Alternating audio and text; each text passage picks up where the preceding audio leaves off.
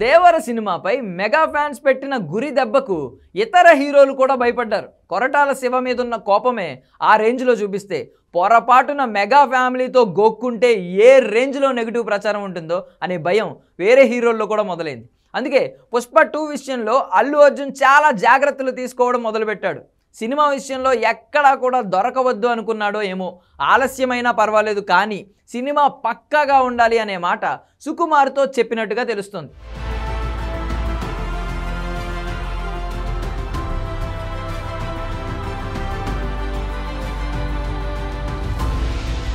ఇప్పటికే పరిస్థితి అర్థం చేసుకున్న నిర్మాతలు కూడా ఈ విషయంలో సైలెంట్గానే ఉండి వేరే సినిమాల మీద ఫోకస్ పెట్టుకున్నారు. అయితే తనను టార్గెట్ చేస్తున్న మెగా ఫ్యాన్స్పై సైలెంట్గా రివెంజ్ తీర్చుకున్నాడు దేవర. ఎస్, లెక్కలు చూస్తే ఇదే విషయం స్పష్టంగా అర్థమవుతుంది.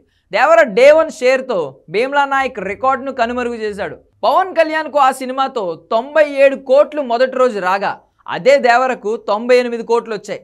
దేవర రెండో రోజు షేర్ విషయానికి వస్తే రంగస్థలాన్ని బీట్ చేశాడు.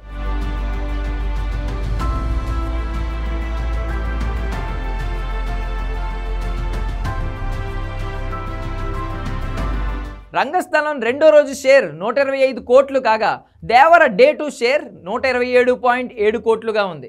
ఇక దేవర 3 రోజుల షేర్ 160 కోట్లు కాగా వాల్తేరు వీరయ్య షేర్ 136 కోట్లు మాత్రమే. ఇక దేవర 7 రోజుల షేర్ చూస్తే 200 కోట్లు కాగా చిరంజీవి సైరా సినిమా షేర్ కేవలం 140 కోట్లు మాత్రమే. అంటే 60 కోట్లకు పైగా తేడా ఉంది. ఇలా దేవర సినిమా ఒక్కో లెక్కను సరి చేసుకుంటూ వెళ్ళి సైలెంట్గా వైలెంట్ రివెంజ్ తీర్చుకున్నాడు. దేవర సినిమా తర్వాత వచ్చే గేమ్ చేంజర్ ఇప్పుడు దేవర రికార్డులను బ్రేక్ చేస్తుందా లేదా అనేది వేచి చూడాలి.